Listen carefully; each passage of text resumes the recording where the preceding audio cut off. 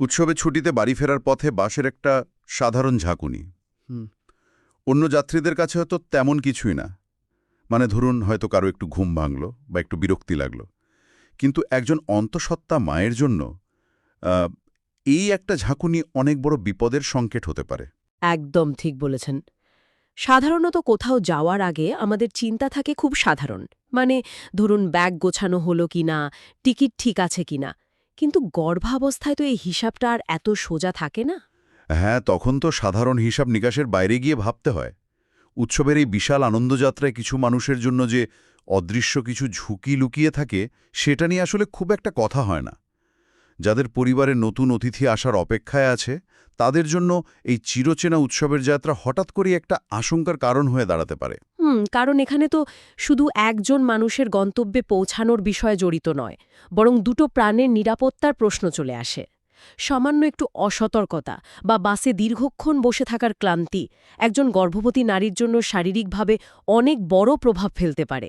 আর ঠিক এই জায়গাটিতেই আমরা আজকের এই বিশেষ বিশ্লেষণে আলো ফেলতে যাচ্ছি। উৎসবের আনন্দে সবাই যখন নারীর টানে বাড়ি ফেরে, তখন একজন গর্ভবতী মায়ের জন্য এই দীর্ঘ ভ্রমণ কিভাবে নিরাপদ আর স্বস্তিদায়ক করা যায়, সেটাই আমাদের আজকের আলোচনার মূল লক্ষ্য। খুব সময়োপযোগী একটা বিষয় বেছে নিয়েছেন। ধন্যবাদ। তো যাদের পরিবারে এই অবস্থা রয়েছে, তাদের জন্য আজকের এই আলোচনাটা খুব কাজের হবে বলে আমার বিশ্বাস। আর আজকের এই আলোচনার সব তথ্য আমরা নিয়েছি প্রথম আলো পত্রিকায় প্রকাশিত একটি চমৎকার প্রবন্ধ থেকে। এটি লিখেছেন ঢাকার পপুলার ডায়াগনস্টিক সেন্টারের মেডিসিন বিশেষজ্ঞ ডাক্তার সাইফ হোসেন খান। হ্যাঁ, ডাক্তার সাইফ তার লেখায় খুব সুন্দর করে গুছিয়ে কিছু বাস্তবসম্মত পরামর্শ দিয়েছেন। ঠিক। তো উৎসবের উচ্ছ্বাসে ব্যাগ গোছানোর আগে সবচেয়ে জরুরি যে বিষয়টা আমাদের সামনে আসে, তা হলো আদৌ এই ভ্রমণ করা উচিত কিনা, যাকে আমরা বলতে পারি চূড়ান্ত সিদ্ধান্ত নেওয়ার ধাপ। এটাই আসলে সবচেয়ে গুরুত্বপূর্ণ ভিত্তি। যে কোনো জার্নির আগে, বিশেষ করে গর্ভাবস্থায়, প্রথম সবুজ সংকেতটা কিন্তু আসতে হবে একজন চিকিৎসকের কাছ থেকে।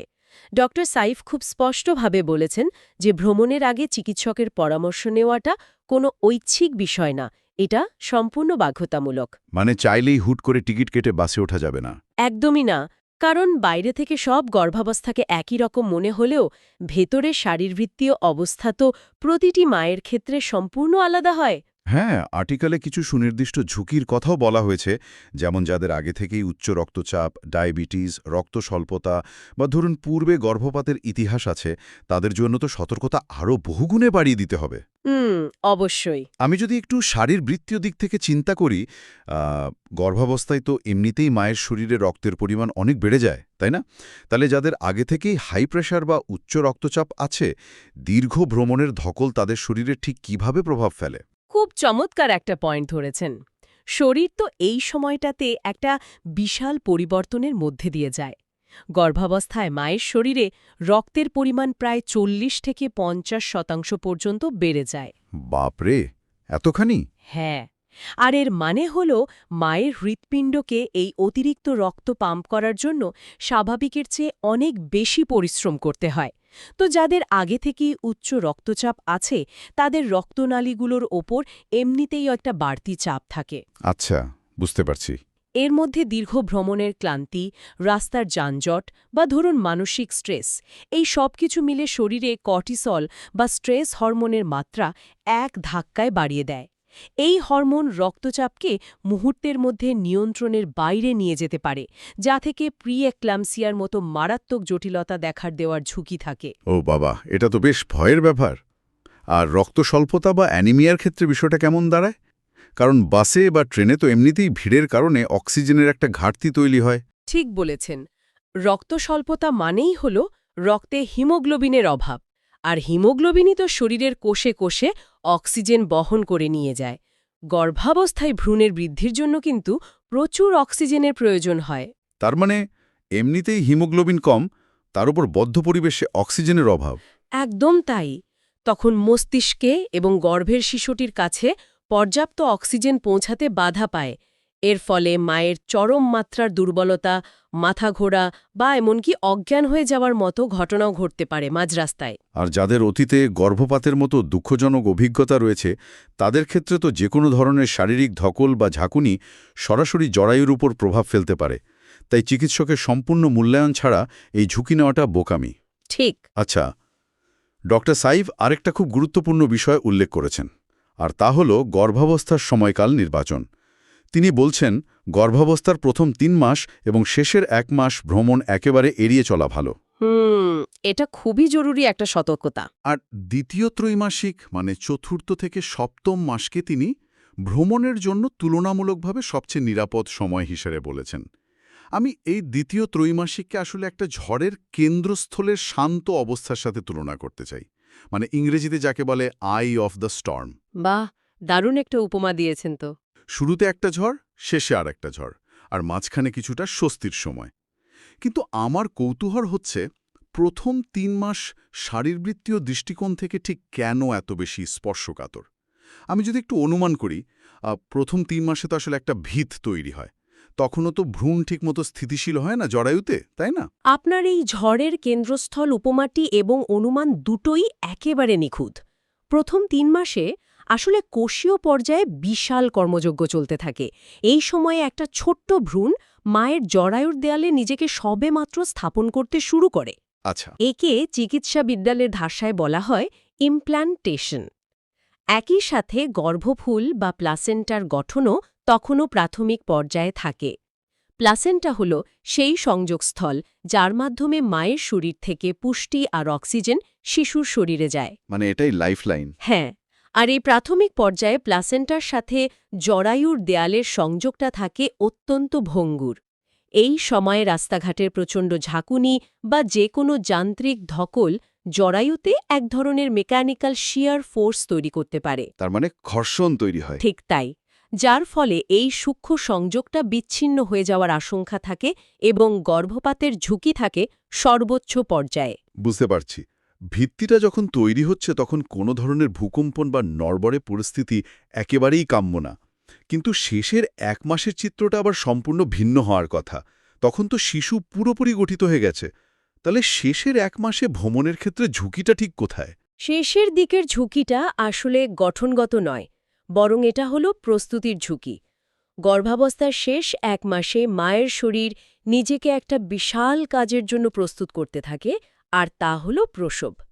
জরায়ুর পেশিগুলো তখন অনেক বেশি সংবেদনশীল বা ইরিটেবল হয়ে পড়ে। আচ্ছা, মানে যে কোনো সময়ে রেসপন্স করতে পারে। জরায়ু তখন মাঝে মধ্যে সংকুচিত হয়ে প্রসবের মহড়া দিতে থাকে, যাকে আমরা বলি ব্র্যাক্সটন হিক্স কন্ট্রাকশন। তো এই সময়ে দীর্ঘ ভ্রমণের ক্লান্তি, রাস্তার ঝাঁকুনি বা মানসিক চাপ শরীরে ভুল সংকেত পাঠাতে পারে। স্ট্রেসের কারণে এমন কিছু হরমোন নিঃসৃত হতে পারে যা জরায়ুকে সংকেত দেয় যে প্রসবের সময় ঘনিয়ে এসেছে। বাপরে! তার মানে অকাল প্রসব বা প্রিম্যাচুয়ার ডেলিভারির মতো পরিস্থিতি মাঝরাস্তায় তৈরি হতে পারে? একদম। আর প্রসবের একেবারে কাছাকাছি সময়ে নিজের পরিচিত চিকিৎসক এবং হাসপাতালের সুবিধা ছেড়ে দূরে কোথাও অপরিচিত পরিবেশে থাকাটা কোনোভাবেই যৌক্তিক সিদ্ধান্ত না। তাহলে এই সবকিছুর অর্থ দাঁড়াচ্ছে চিকিৎসকের অনুমতি মিলল এবং সময়টাও যদি সেই আই অফ দ্য স্টর্ম বা দ্বিতীয় ত্রৈমাসিকের মধ্যে পড়ে, তখনই কেবল পরবর্তী ধাপে যাওয়ার প্রশ্ন আসে। হ্যাঁ, সব ঠিক থাকলে তখন রাস্তায় নামার প্রস্তুতি। আর সেই পরবর্তী ধাপটাই হচ্ছে রাস্তার বাস্তব পরিস্থিতি সামলানো। চিকিৎসক তো সবুজ সংকেত দিয়ে দিলেন, কিন্তু উৎসবের সময় রাস্তা তো আর চিকিৎসকের কথা শুনবে না। প্রচণ্ড ভিড়, মাইলের পর মাইল যানজট। সেটাই তো বড় চ্যালেঞ্জ। ডাক্তার সাইফ বলছেন আরামদায়ক ও কম ঝাঁকুনিযুক্ত যানবাহন নির্বাচন করা অত্যন্ত জরুরি। আর সবচেয়ে গুরুত্বপূর্ণ যে কথাটা তিনি বলেছেন, দীর্ঘক্ষণ একটানা বসে থাকা যাবে না, মাঝে মধ্যে বিরতি নিয়ে হাঁটাহাঁটি করতে হবে। কিন্তু যানজটের মধ্যে গাড়ি থেকে নেমে হাঁটাচলা করা তো বেশ কঠিন কাজ। সেক্ষেত্রে একটানা বসে থাকলে শরীরে ঠিক কী ধরনের প্রভাব পড়ে, যার কারণে এই বিরতি নেওয়াটা এত বেশি জরুরি? এই হাঁটাহাঁটি করার বিষয়টা শুনতে খুব সাধারণ একটা উপদেশ মনে হলেও এর পেছনের শরীরবৃত্তীয় কারণটা কিন্তু অত্যন্ত গভীর।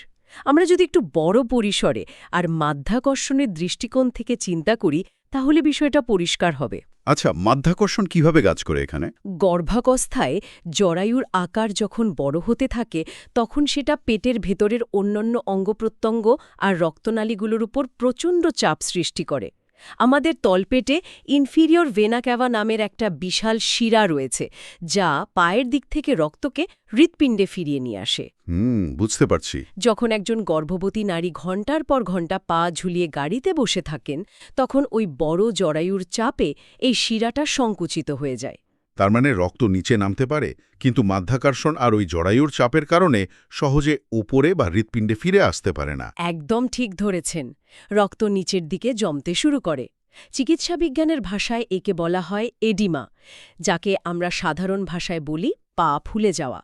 কিন্তু আসল ভয়টা শুধু পা ফোলাতে না। তাহলে আসল ভয়টা কোথায়? গর্ভাবস্থায় প্রাকৃতিকভাবেই মায়ের রক্ত একটু বেশি ঘন হয়ে যায় বা সহজে জমাট বাঁধার প্রবণতা তৈরি হয়, যাতে প্রসবের সময় অতিরিক্ত রক্তপাত না হয়।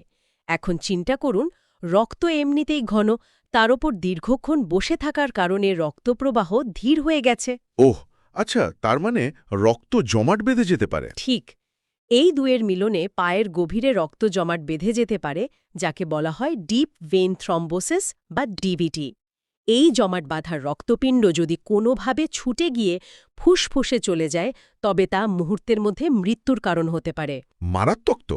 হ্যাঁ, তাই জ্যামে আটকে থাকলেও সিটে পায়ের পাতা ঘোরানো, পায়ে একটু উঁচু করে রাখা, পেশিগুলো সংকুচিত প্রসারিত করা বা সম্ভব হলে একটু উঠে দাঁড়ানো একদম অপরিহার্য।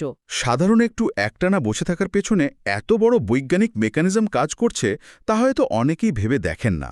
আচ্ছা, এখানে আমি সিট বেল্ট ব্যবহারের একটা বিশেষ নিয়মের কথা যোগ করতে চাই। ডাক্তার সাইফ গাড়িতে সিট বেল্ট ব্যবহারের ওপর খুব জোর দিয়েছেন। এটা খুব ভাইটাল একটা পয়েন্ট। তিনি বলছেন, সিট বেল্ট পরা বাধ্যতামূলক, কিন্তু তা পেটের উপর চাপ দেওয়া যাবে না। বেল্টের নিচের অংশটা পেটের নিচ দিয়ে এবং ওপরের অংশটা বুকের পাশ দিয়ে পড়তে হবে। আমার কাছে এটাকে মনে হয় যেন একটা অত্যন্ত দামি আর ভঙ্গুর উপহার মোড়ক করার মতো। দারুণ বলেছেন।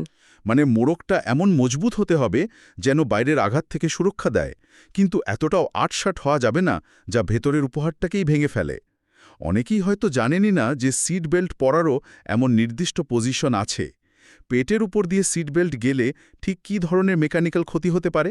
আপনার এই ভঙ্গুর উপহারের মোড়ক উপমাটে এই পরিস্থিতির জন্য একেবারে পারফেক্ট। আমরা যদি একটু পদার্থবিজ্ঞানের দৃষ্টিকোণ থেকে দেখি, আর চলন্ত গাড়ি যখন হঠাৎ ব্রেক কষে, তখন শরীরের ভরবেগ বা মোমেন্টামের কারণে শরীর প্রচণ্ড বেগে সামনের দিকে ছিটকে যেতে চায়। নিউটনের সূত্র। ঠিক, সিট বেল্ট শরীরকে আটকে দেয় ঠিকই, কিন্তু বেল্টটা যদি জরায়ু বা পেটের ঠিক মাঝখান দিয়ে পড়া থাকে, তবে ওই হঠাৎ থামার প্রচণ্ড বল বা ফোর্স একটা সরু রেখা বরাবর সরাসরি জরায়ুর ওপর গিয়ে পড়ে।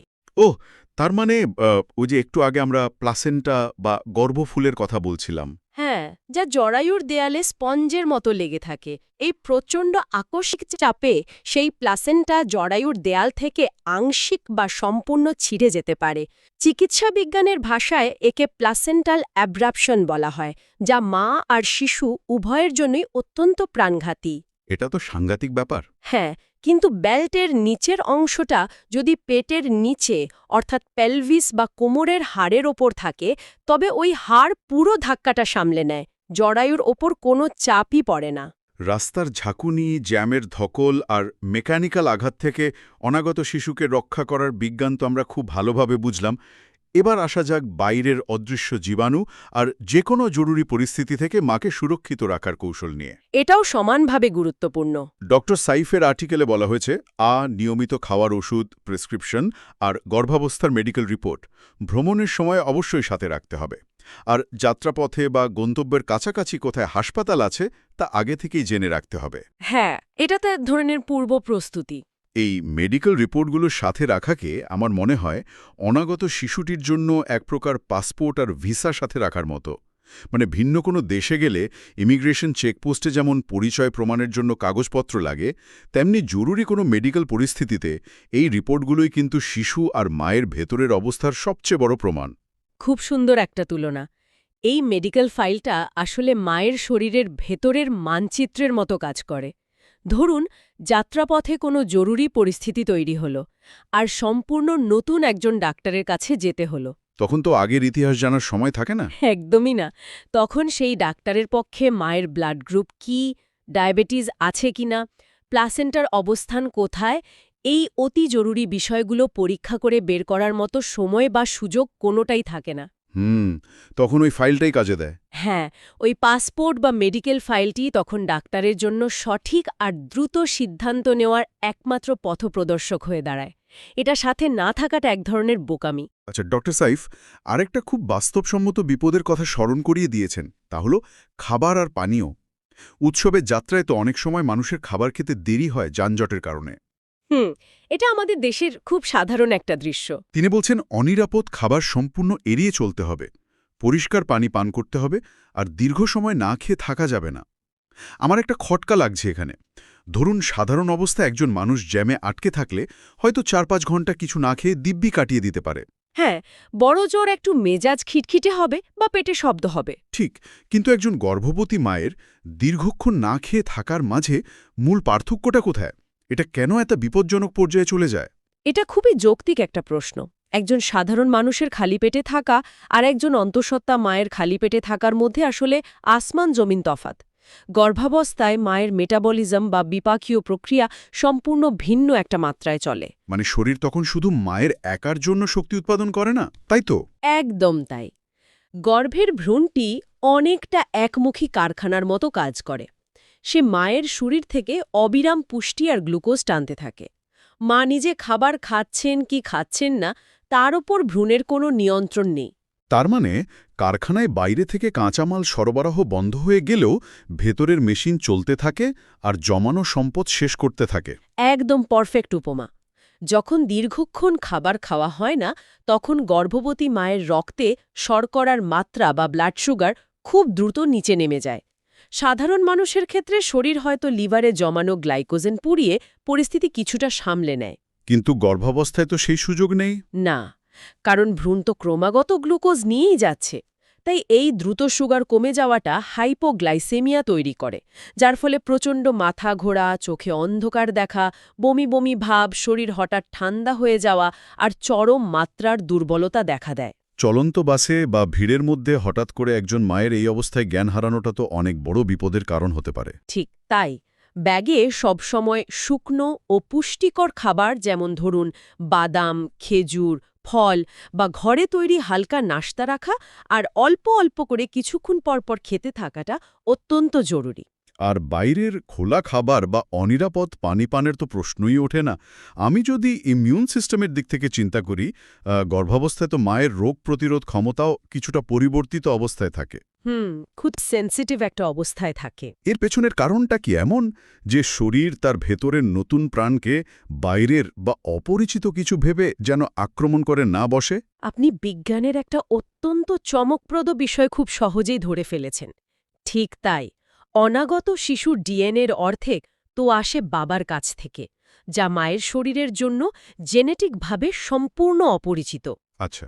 সাধারণ অবস্থায় আমাদের ইমিউন সিস্টেম বা রোগ প্রতিরোধ ব্যবস্থা যে কোনো অপরিচিত কোষকে ধ্বংস করে দেয়, কিন্তু গর্ভাবস্থায় শরীর এক অদ্ভুত উপায় নিজের ইমিউন সিস্টেমকে কিছুটা দমিয়ে রাখে, যাতে সে ভ্রূণটিকে প্রত্যাখ্যান না করে। ও আচ্ছা, তার মানে গার্ড একটু শিথিল থাকে।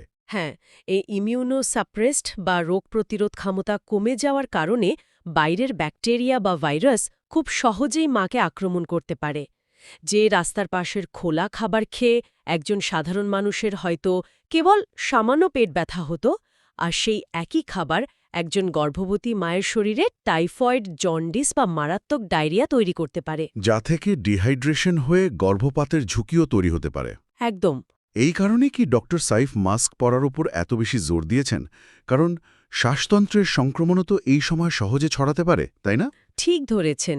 উৎসবের সময় বাস টার্মিনাল, লঞ্চ বা ট্রেনে তো প্রচুর মানুষের ভিড় থাকে। একে তো বদ্ধ পরিবেশ, তার উপর মানুষের শ্বাস-প্রশ্বাস, হাঁচি, কাশি থেকে বাতাসে অসংখ্য ভাইরাস আর ব্যাকটেরিয়া ভাসতে থাকে। আর মায়ের ইমিউন সিস্টেম তো এমনিতেই দুর্বল অবস্থায় আছে। হ্যাঁ, তাই ভিড়ের মধ্যে শ্বাসতন্ত্রের সংক্রমণ খুব দ্রুত ছড়ায়। এই ভিড়ের মধ্যে একটা সাধারণ মাস্ক পরা মা এবং শিশু দুজনের জন্যেই একটা অত্যন্ত কার্যকর আর অদৃশ্য সুরক্ষা বলয় তৈরি করতে পারে। এটা অত্যন্ত ছোট্ট একটা পদক্ষেপ, কিন্তু এর প্রভাব বিশাল। তাহলে আমরা এতক্ষণ ধরে যে বিষয়গুলোর বৈজ্ঞানিক ব্যাখ্যা জানলাম সেগুলোকে যদি একটু সামগ্রিক দৃষ্টিভঙ্গি থেকে দেখি তবে বিষয়টা শুধু কিছু নিয়মকানুন মেনে চলার মধ্যে সীমাবদ্ধ থাকে না। না, এটা আসলে পুরো দৃষ্টিভঙ্গি বদলানোর একটা ব্যাপার। একদম। যে কোনো উপায়ে গন্তব্যে পৌঁছানো থেকে সরে এসে একটা অত্যন্ত সংবেদনশীল আর মহামূল্যবান প্রাণের নিরাপদ পরিবহন, এই মানসিকতাটা তৈরি করা, যেখানে চিকিৎসকের ছাড়পত্র থেকে শুরু করে ভ্রমণের সময়কাল নির্বাচন, সিট বেল্টের সঠিক ব্যবহার, রক্ত সঞ্চালন সচল রাখার জন্য বিরতি নেওয়া এবং পুষ্টি ও জীবাণু থেকে সুরক্ষা, প্রতিটি পদক্ষেপ এক একটা যৌক্তিক ঢাল হিসেবে কাজ করে। একদম সঠিক মূল্যায়ন করেছেন। এই জ্ঞানগুলো শুধু যে গর্ভবতী মায়েদেরই কাজে লাগবে তা কিন্তু নয়। যারা এই আলোচনাটা শুনছেন তাদের পরিবারে, আত্মীয়স্বজনের মধ্যে বা পরিচিত মহলে হয়তো এমন কেউ আছেন যিনি এই অবস্থায় উৎসবের ছুটিতে বাড়ি যাওয়ার পরিকল্পনা করছেন। এটা তো সবারই জানা থাকা উচিত। হ্যাঁ, গর্ভাবস্থায় দীর্ঘ ভ্রমণ নিয়ে এই যে এত সতর্কতা আর এর পেছনের শরীরবৃত্তীয় মেকানিজম, এগুলো যদি আমরা তাদের সাথে শেয়ার করতে পারি তবে হয়তো অনেক বড় কোনো অনাকাঙ্ক্ষিত বিপদ থেকে তাদের রক্ষা করা সম্ভব। জ্ঞান তো আসলে তখনই সবচেয়ে বেশি মূল্যবান হয়ে ওঠে যখন আমরা সেটা সঠিক জায়গায় প্রয়োগ করতে পারি। খুব চমৎকার একটা কথা বলেছেন। আপনার এই কথার সূত্র ধরেই আমার মাথায় একটা নতুন ভাবনার উদ্রেক হচ্ছে। আমরা যদি একটু ভিন্ন দৃষ্টিকোণ থেকে পুরো ব্যাপারটিকে দেখি, আমরা তো এতক্ষণ ধরে একজন গর্ভবতী মা এবং তার পরিবারকে ব্যক্তিগতভাবে কি সতর্কতা নিতে হবে তা নিয়ে কথা বললাম। হ্যাঁ, সবই তো ব্যক্তি পর্যায়ে প্রস্তুতি। ঠিক, সবকিছুই যেন ব্যক্তি পর্যায়ের সচেতনতার উপর নির্ভরশীল। কিন্তু একবার ভেবে দেখুন তো, যদি আমাদের দেশের গণপরিবহন ব্যবস্থা, বাস টার্মিনাল, ট্রেন স্টেশন আর মহাসড়কের বিশ্রামাগারগুলোর নকশা এমনভাবে করা হতো যা ডিফল্টভাবেই একজন অন্তঃসত্ত্বা নারীর জন্য পুরোপুরি আরামদায়ক আর নিরাপদ। এটা তো একটা চমৎকার কাঠামোগত প্রশ্ন তুলেছেন। বিষয়টিকে বলা যায় ইউনিভার্সাল ডিজাইন বা সর্বজনীন নকশা। ঠিক তাই। ধরুন, বাসে যদি এমন কিছু সিট বরাদ্দ থাকত যেখানে পা ছড়িয়ে বসার জন্য পর্যাপ্ত জায়গা বা লেগ রুম আছে, সিট বেল্টগুলো বিশেষভাবে নকশা করা যাতে পেটে চাপ না লাগে, অথবা ধরুন মহাসড়কের প্রতিটা স্টপেজে গর্ভবতী মায়েদের জন্য পরিষ্কার আর স্বাস্থ্যসম্মত বিশ্রামাগার থাকত। এটা হলে তো অসাধারণ হতো। যদি পুরো সিস্টেমটাই একজন গর্ভবতী মায়ের শারীরিক চাহিদাকে ভিত্তি ধরে তৈরি করা হতো, তাহলে কি উৎসবের এই দীর্ঘ আর ক্লান্তিকর যাত্রাটা সবার জন্যই আরও অনেক বেশি মানবিক এবং স্বস্তিদায়ক হয়ে উঠত না? কারণ যে ব্যবস্থা একজন গর্ভবতী মায়ের জন্য আরামদায়ক তা কিন্তু শিশু, বয়স্ক এবং সাধারণ যাত্রী সবার জন্য আরামদায়ক হবে। একদম তাই। আমাদের হয়তো তখন কেবল ব্যক্তিগত সতর্কতার ওপর এত বেশি নির্ভর করে তটস্থ থাকতে হতো না। অত্যন্ত শক্তিশালী একটা চিন্তার জায়গা তৈরি করেছেন আপনি। সত্যিই তো, আমাদের অবকাঠামোগত নকশায় এই অনাগত শিশুদের বা তাদের মায়েদের জন্য আলাদা করে সেভাবে ভাবাই হয় না। হ্যাঁ, এটাই তো বাস্তবতা। সিস্টেমটা এমনভাবে তৈরি যে মানুষকে সিস্টেমের সাথে মানিয়ে নিতে হয়। সিস্টেম মানুষের সংবেদনশীলতাকে ধারণ করে না। হয়তো সময়ে এসেছে এই কাঠামোগত পরিবর্তনগুলো নিয়ে জোরালোভাবে ভাবার। একদম ঠিক। আর যতক্ষণ না সেই সার্বিক কাঠামোগত পরিবর্তন আসছে, ততক্ষণ পর্যন্ত এই ব্যক্তিগত প্রস্তুতি, বৈজ্ঞানিক সচেতনতা আর পরিবারের সমর্থনই আমাদের সবচেয়ে বড় ঢাল। নিজেদেরই সাবধান থাকতে হবে আপাতত। একটি সুন্দর ও নিরাপদ মোড়কে করে সেই মহামূল্যবান উপহারটি যেন অক্ষত অবস্থায় তার গন্তব্যে পৌঁছাতে পারে। উৎসবের এই আনন্দ যেন কোনোভাবেই আশঙ্কায় রূপ না নেয়, সেই প্রত্যাশাই আমরা করি। যারা এতক্ষণ আমাদের সাথে ছিলেন, এই আলোচনাটি শুনেছেন, আশা করি এটি আপনাদের চারপাশের মানুষের যাত্রাকে আরও একটু নিরাপদ করতে সাহায্য করবে। সবার উৎসবের যাত্রা নিরাপদ হোক, এটাই চাওয়া। আজকের এই বিশেষ আলোচনা আমরা এখানেই শেষ করছি। সবার উৎসবের যাত্রা হোক নিরাপদ, মানবিক এবং আনন্দে ভরপুর। সাবধানে থাকবেন, সুস্থ থাকবেন।